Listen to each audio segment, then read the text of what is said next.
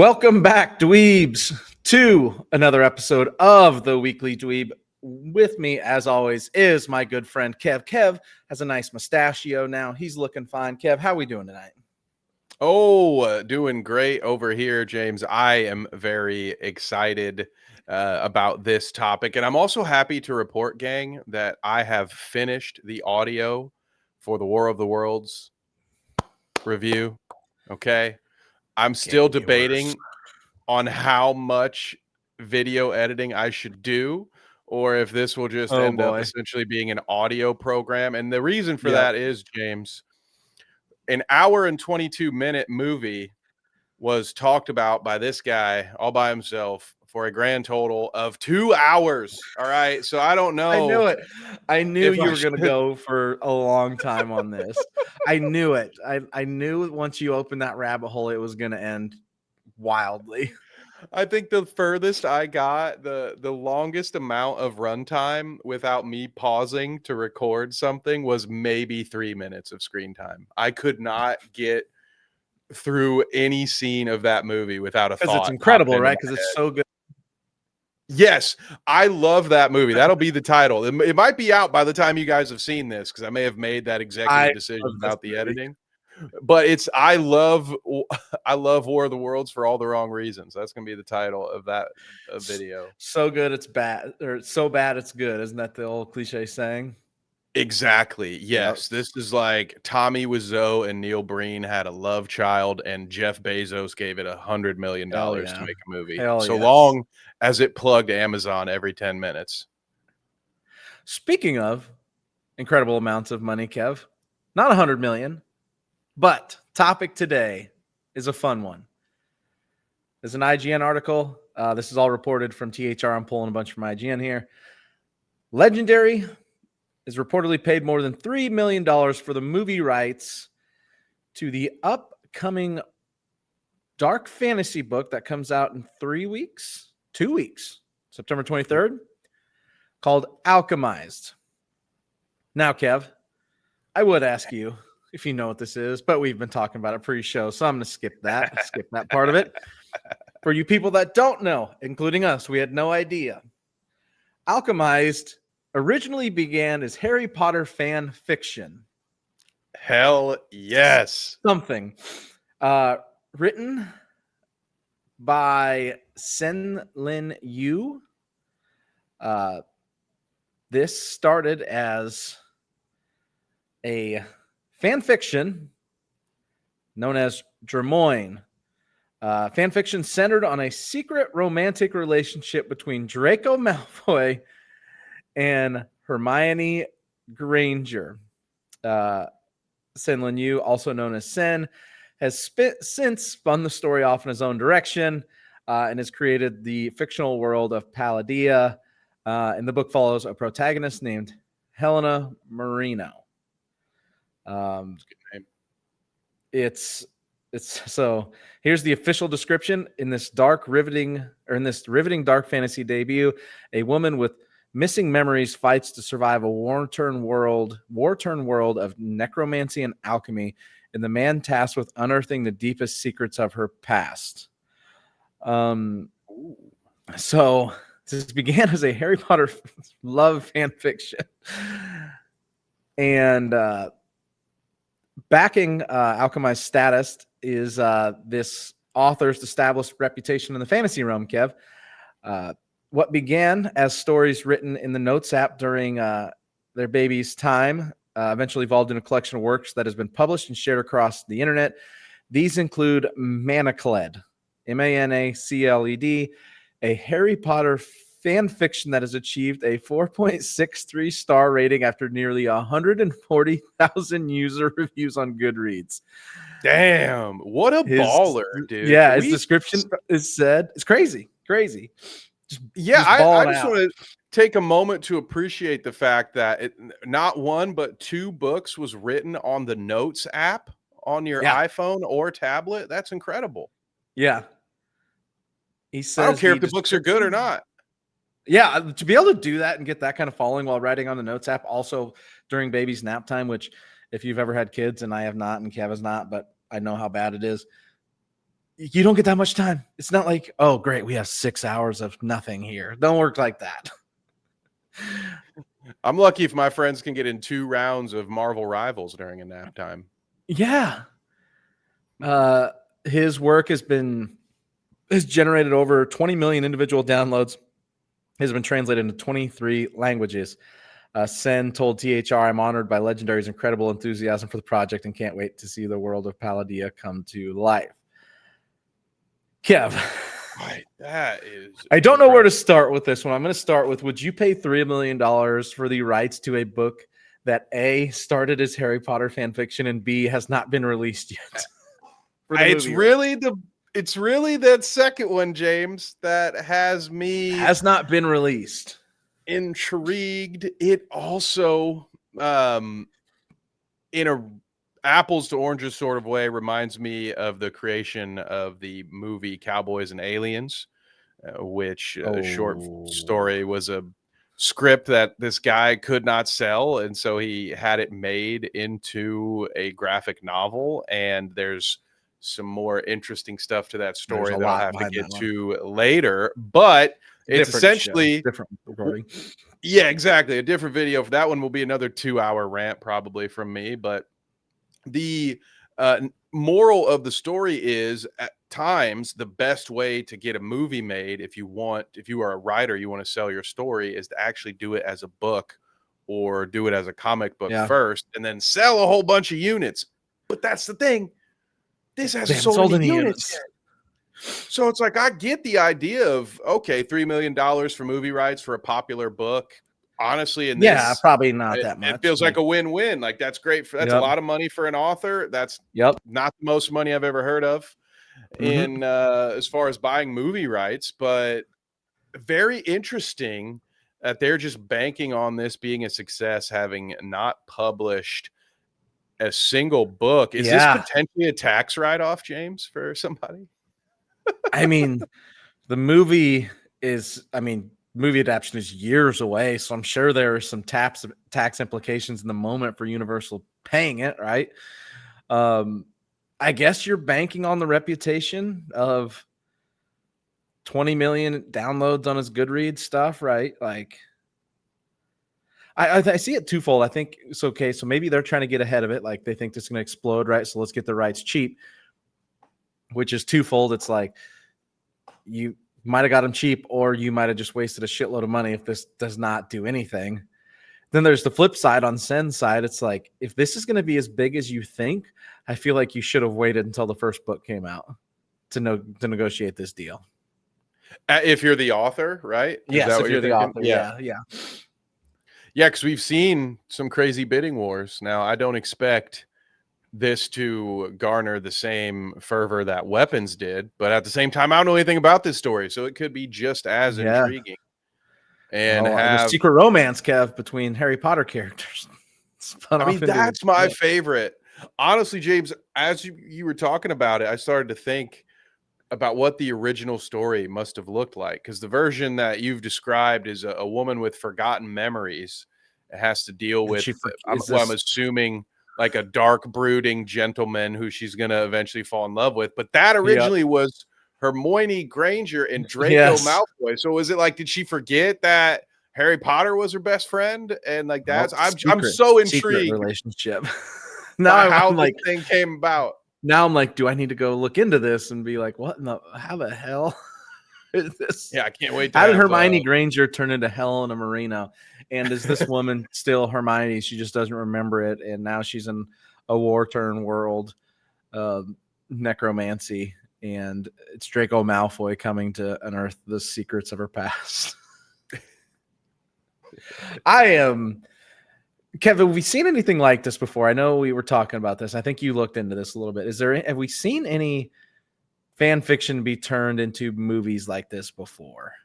Well, we have, and I think there is one shining example that everyone will recognize, and I'll start with that one, but I think it will be funny to note once after that I'll read through the list and you will pick up on something, James. There are some repeat offenders when it comes to the source material for these fan fictions. So, The very first one, of course, is 50 Shades of Grey, which started out as Twilight fan fiction. Now, that's all I know. Did I don't know not who know was that. who. Okay. Okay. Was Did it not the know that. Got it. Okay. was the wolf the guy with the weird sex dungeon? Was it the dragon, the Dracula, the vampire? I have no I don't idea. know which one. But that's how it started. It was originally posted online under the pen name Snow Queen's Ice Dragon, which honestly sounds like something you buy at an adult That boutique. was Awesome. Yeah, that was Snow Queens. Okay. like that sounds like Okay. something when it gets delivered to your Hold on. house, James. It comes from a different company, so you Yeah. don't get embarrassed in So front of your yeah, neighbors. the charge on your debit card is Snow Queen's Ice Dragon, when in reality Like, it's what is something this, you dude? don't want your parents to know about. How many Okay, so settings does it have? how do we go from wolf and vampire love story to 50 Shades of Grey? And from what I know about it, it's just like a erotica novel, essentially, right? Yep, I think And it's yeah. set in like the real world. It's set in like this. There is no like any fantasy elements. Not wrong type of fantasy. People, get your heads out of the gutters. There's no like swords, wands, wolves, vampires, gremlins, nothing. How did we Yeah, there get might from be A to B? might be a few wands in the final version, but not the kind you're thinking Yeah, of. again, get your heads out of the gutter, guys. Keep it clean. Keep the comments clean. Oh my god, yeah. So 50 Shades of Grey. It's one of those things I can't decide if I want to know the life, the life cycle of that, or if I'm I think good it's just let's just leave it to knowing that it's a thing. imagination. Yes. Mortal Instruments by Cassandra Clare is a young adult fantasy series started as the Draco trilogy, a Harry Potter fan fiction, also about Draco Malfoy. A lot of these people seem to love evil blonde men. Yeah, I So love that old I don't know Draco what that's all Malfoy. about. I have no idea what that is about. The Love Hypothesis by Ali Hazelwood is a recent best-selling romantic comedy that originated as fan fiction based on Star Wars characters Rey and Kylo Ren, another very frequently shipped yeah, they've couple shipped there, that one Rilo. plenty. Yeah, yep. Gabriel's Inferno by Sylvain Renaud is a novel that started as Twilight fan fiction titled The University of Edward Mason. Edward Mason, Edward Cullen, I got it. When we include the hours, right? The one that we were just talking about, and these other numbers on the list, you'll notice that Twilight and Harry Potter seem to drive a lot of the fan fiction machine. I mean, why not jump on the bandwagon of major selling book series? Seems smart. Yeah, I mean, can I be honest with all of you right now in a moment? We'll give us a moment of transparency. Yes. I too, James, have penned some Harry Potter fan fiction. I think I was in about the 7th or 8th grade. I was the third one had come out, and I started writing my own version of the 4th one. And then of course, the 4th one came out and was twice the size of the Bible I had on my shelf. And I was like, you know what? I'll probably sit this down. I don't think I can compete with this. I'll let this one out. I can't. My 5 pages are not. They're not competing here.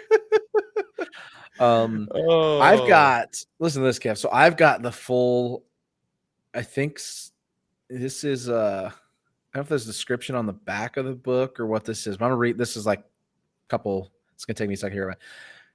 It's kind of intriguing. So I'm gonna say I read this while you were talking. I'm like, this is kind of intriguing. So I'm gonna read this. This is, I assume, the description on the book. Let's see here. Okay, so we've already said, in this riveting dark fantasy debut, a woman with missing memories fights to survive a war-torn world of necromancy and alchemy, and the man tasked with unearthing the deepest secrets of her past. So, okay, this next part is this is a quotation.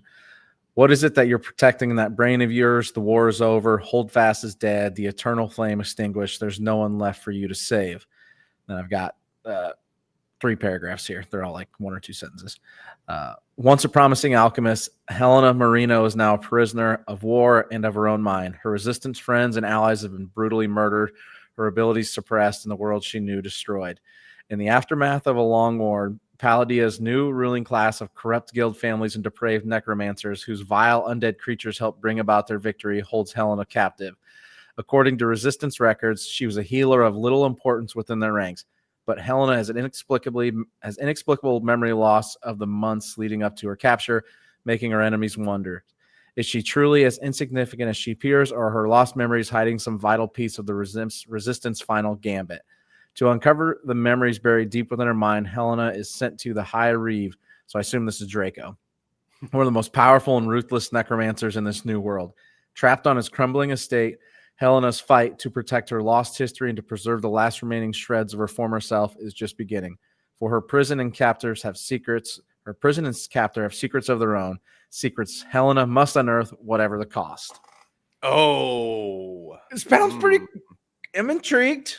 I mean, there's a that little in bit of the Beauty and the worst- Beast in there too. There's a little Beauty and the Yeah. Beast in there. Like I caught that. Don't think I didn't miss that. little Beauty and the Beast, a little Star Wars, you know, Some got a Star little Wars rebellion going on. Yeah, like reading that does not scream Harry Potter fan fiction. No, and honestly, to be fair, even though I am guilty of writing some fan fiction myself, I have found that it seems, James, most of the time the stuff that gets popular is usually smut, you know? So I'm kind of surprised. Yeah. I thought it was going to sound a little steamier. I thought it was going to be more wonder of like if it's Fabio I on the cover type novel. I wonder if it is going to be a little smutty. Is that the correct word? I don't know. I just based on if it was based on a secret relationship fan fiction, I wonder. I mean, there's dark it's fantasy, probably right? going to turn it right. Is it like dark fantasy romance? I don't know. Maybe we've got this whole thing wrong. Riveting dark fantasy debut. That's all the website says. And great publicity for them. They 2 weeks before release, they get a book or a movie deal. Like the cover is kind of cool. Let's pull this up. Like I'm intrigued by all of it, but I'm like, is this a smut book? Is this a smut book? Are you guys trying to trick me here?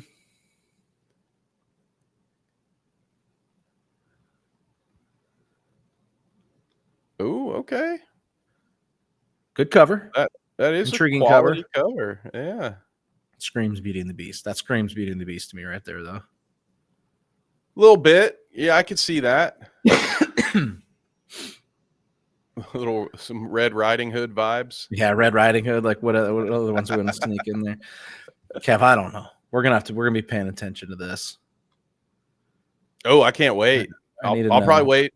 Actually, I'd take that back. I lied. I can wait, and I will. I'm gonna tell my sister to buy it and then be like, "Hey, is this a smut book or not?" There it is. There it is. Boom. What a deal! What a deal! What a deal! Fan fiction for the win. So there you go, gang. If you are looking to make some headway in the author game, might I suggest just spinning off an already successful idea. It's pretty good. Make sure it's a little smutty, get people to like it, but no more Kylo Ren Rey stuff though, right? We've got on that. Yeah, we don't. Let's listen. We don't need to go down that route. Let's get rid of that one. Whatever they were called. Just let's move on, guys. Not them. Twilight, Harry Potter, Game of Thrones. What's another what isn't getting fanficked enough, James? What should we what resource should they be tapping into? Why are there no The Hobbit or Lord of the Rings? Yeah, why is there no Lord of the Rings fan? Well, probably because it'd be something it'd be fucking like Sam and Frodo fan fiction, be fucking weird as shit. Oh, is it because the stuff they produce now are doing? Yeah, I don't need to know what those two are doing on their journey. Like, it's like, well, we don't need fan fiction because the shit Amazon's putting out feels like fan fiction. All right. So I've heard. That's what I've watched it. It's fine. I don't know enough of the Silmarillion. I've never read it, so I can't really comment. I'm also kind of like, he's passed away. We can adapt it a little bit if you want. I'm trying to look over there. It's a lot of Star Wars books, Lord of the Rings, Game of Thrones is over there, Harry Potter. So the major ones, that's the problem. I don't read anything outside that. Give me some I'm not over here. 1984 fan fiction, gang. I'm not over here reading Alchemized. Dude, they need to go back in time. Invincible. We getting some Invincible fan fiction. Give me some.